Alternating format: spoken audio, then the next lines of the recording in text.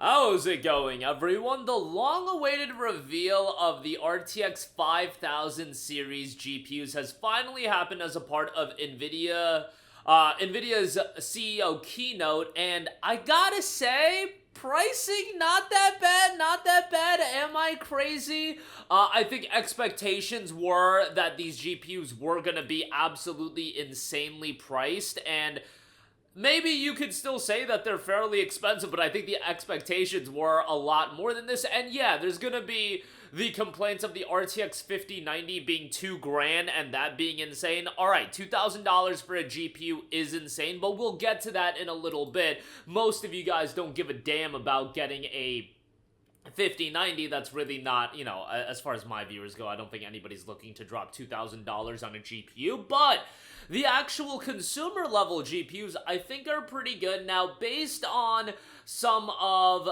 the notes that are being made, the RTX 5070 being on the level of a 5090, I think there's a couple of things that you need to take into account. Excuse me, the 5070 is at the level of a 4090. The numbering always gets me, but you get the idea. The 5070 on the level of a 4090, there's some things that you have to take into account. So let's talk the pricing.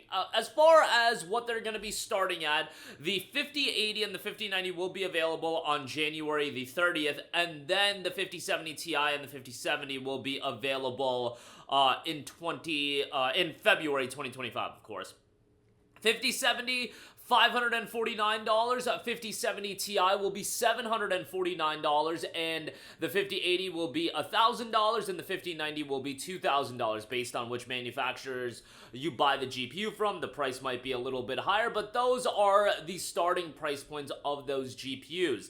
The big note that a lot of people are running to the bank with is that the 5070 is at the level of a 4090. That doesn't tell the whole story. Based on the verbiage that was used, it was said it's on par with the 4090, but that wouldn't be possible with AI. I think what they're saying is with DLSS 4, it's on the level of the 4090 if you compare it to the raw GPU power of the 4090. Don't quote me on that. That's how I interpreted that. Like, the 5070 is a $549 GPU, $600 maybe if you buy it from a certain manufacturer. Whatever, $550 to $600.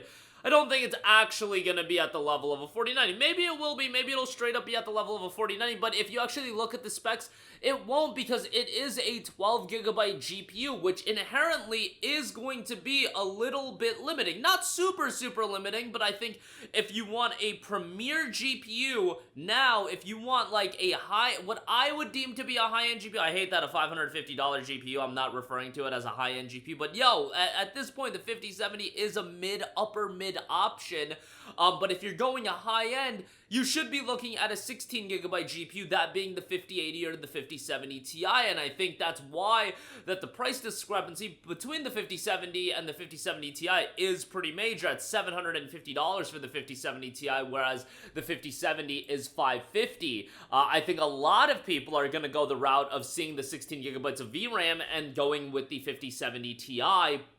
The 5080 has 16 gigabytes as well, and then the 5090 has 32 gigabytes. So I think most people are going to look at the 5070 Ti or the 5080. The 5070 might be a really good option that a lot of people end up going with in like the pre-built PCs. I see a lot of pre-built computers ending up using the 5070. And I actually saw some of the pre-built options that are available on Best Buy. As far as what will be listed, nothing's available to pre-order yet. But there's an option with like a 5080, a 2TB NVMe for like $2,000. I don't think that's all that bad. If you like want a pre-built computer, it'll be interesting to see if these GPUs are bought up, the scalping scene and everything like that. But let's also get to the elephant in the room. The 5090 being $2,000 is being $2,000. Look, if you buy a 5090, chances are you're going to be utilizing that more than just gaming. And you know what? If you buy a 5090 just for the sake of gaming, you're at that level at that point that you have FU money. Can we just like who cares? Who cares what they priced the 5090 at? I just ignore the 90 series GPU every generation because it's like, bro, like, none of my viewers are gonna buy that. I'm not gonna buy that. Maybe some of my baller friends that have no care in the world for what they do with their money and have too much disposable income will buy that, but at that point, if you're somebody with a lot of disposable income and you end up buying a 5090 and you end up playing Path of Exile 2 all day, which literally I am making that comparison because I know somebody that is going to be doing that. I know what kinds of games he plays. He just has a lot of disposable income and he's going to end up buying a 5090. It's like,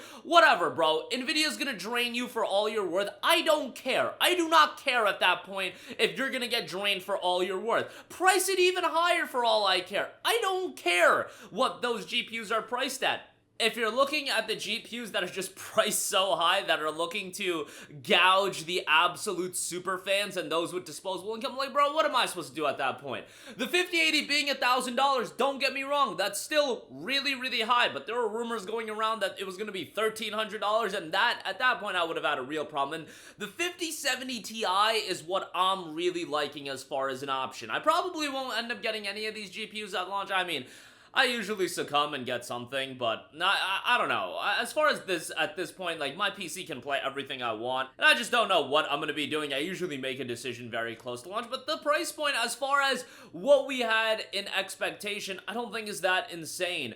$549 is relatively good. The issue is, like, the 5070, like I said, 12 gigabytes of VRAM is great, is a good amount, but if you're spending $550, you're inching closer to that upper echelon, and if you are looking to hit the upper echelon as far as having a premier GPU, I think you should get one with 16 gigabytes of VRAM. That's just my 2 cents on that. You know, the 5070 is obviously going to be a very capable option, and with DLSS 4, it's going to be really solid. And the thing is, if you're somebody that games at 1440p, the 5070 is going to crush everything at that resolution. And then, I mean, there are games, don't get me wrong, like Indiana Jones, if you max out that game's wild, but, you know, for the most part, the 5070 is going to crush anything you throw at it at 1440p. Like, remember that depending on what resolution you play at, and if you're okay with using DLSS, like, you're gonna get a lot of mileage out of these GPUs.